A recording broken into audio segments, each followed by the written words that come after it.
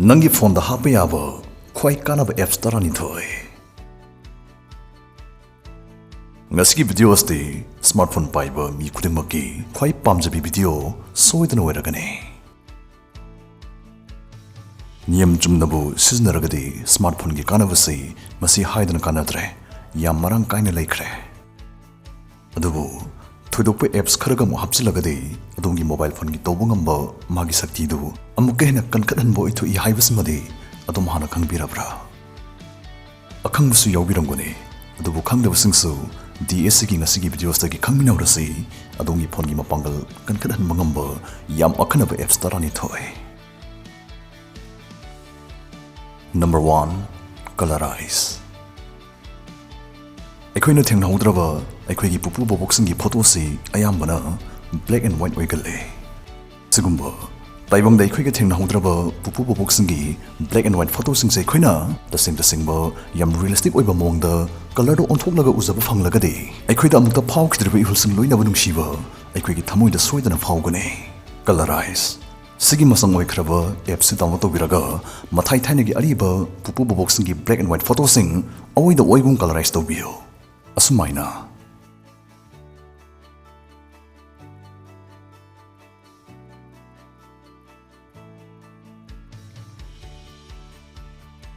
Anisuba yam akhanava app tomu khudol tamjarage My Heritage.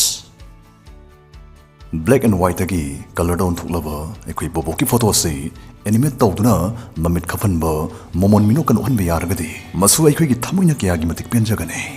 Thengnahudraba ipuiboki koti mino taibangda purakpangamba lai gi mantrana gumlava app ni My Heritage. App si download tawbiyo loinana past the time travel tawribagum pupu boboki koti mino yengbiyo. Asumaina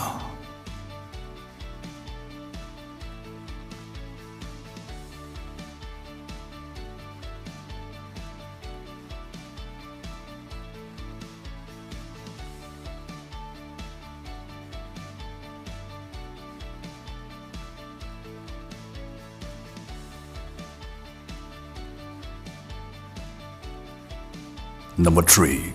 Sidi soidana aikoigi phone isingda tagi khotki matamda yam kanarkadaba mane maraktana Admission often deep sea guidance wangzingna English fluent oina ngangbasingdamok yam khana spoken English course ama puduna naksari tha hum chathajagadaba course ase lagiba September gi tarik 10 dagi hojagane lon khangba ngangba ngamba haibasna chalu famsingda yungum nungahan gadoribane adomsu English mapung phana ngangba hai haunabagi khudong sawa ase soidana lobi ho online amadi offline classes animaki khudong sawa su pizari satra kunthra dagi hena lojaroi pambibasingna screen da hapsariba number stay da ngasimok pau phawbiro loshingi pambini deep sea guidance Nanggi phone du isingda tarubudagi bera kare makhol thokidre natragi ising jangbudagi makhol siri tawre lere khalase sigum gansta nangna tawba yawsi Google da jangbiro aduga fixmyspeakers.com hariba website stay da jangbiyo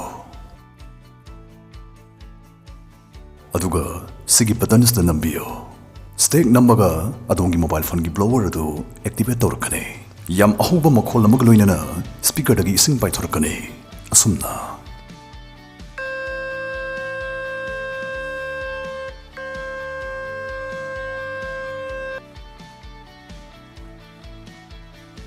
Number 4. Wanna Kicks. Masisu sci-fi pamjaba ikhoi yam interesting oiba app amane adomna online dagi learning ba khungupsing augmented reality gi matengna hekta tongsilagi ingbiyo asumna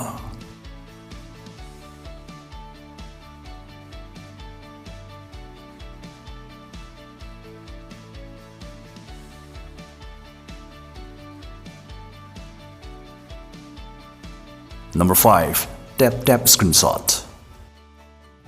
Screenshot logan ba kangu gidi khwai pamjabi app tarane khwai matam changdani screenshot lowai hanba yam kanaba app amane tap screenshot masna adongi khutsa mektana adongi phone gi maningda sumaina tak thengba matamda screenshot tak lorokpa yahalle aduna bu tak screenshot tholibane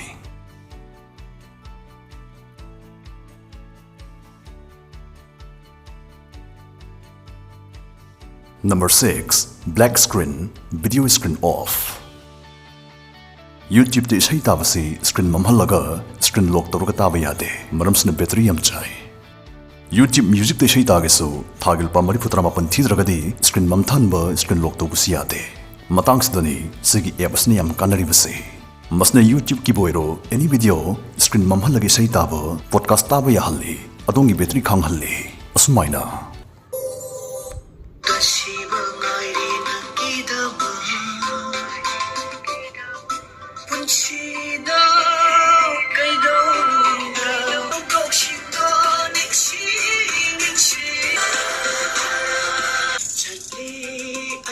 Number 7.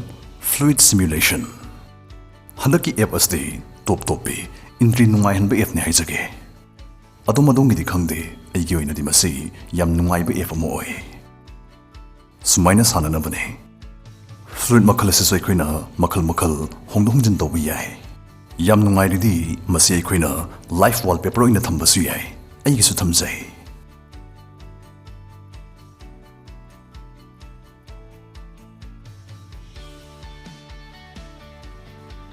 Number 8. Planet Plan Identification.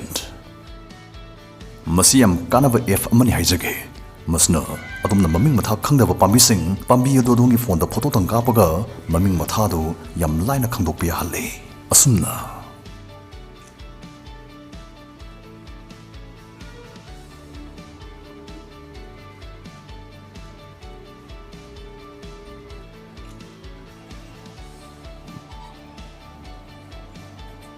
Number 9.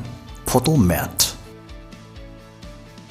Satra boiro, oza boiro, mamampa boiro, mioi khudimakta yam kanagada wave ni photo mat. Angka gi problem sing photo tang kapaga mina kupada phal khangdokpe haliva f ni photo mat. Phaldu kha khanghan banatri kamaina holaga madugi phaldu tari banu haisu step by step sandongna tahan masu yai.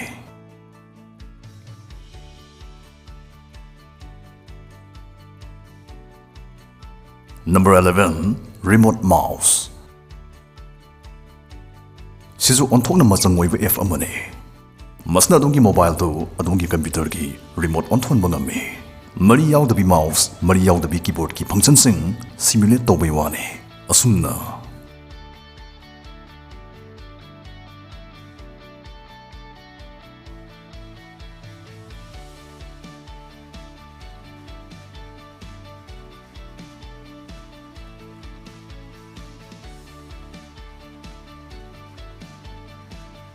Number 12. Panel. Masi adongi phone gi nakchi madana paglegedaba launcher mane. Sumaina. Masna adom na toini season of apps, contacts, widget poiro yam thuna pai thuluk pangame. Chat. Mayam dei khara top pam jaba singna masi gi apps try to bi yai.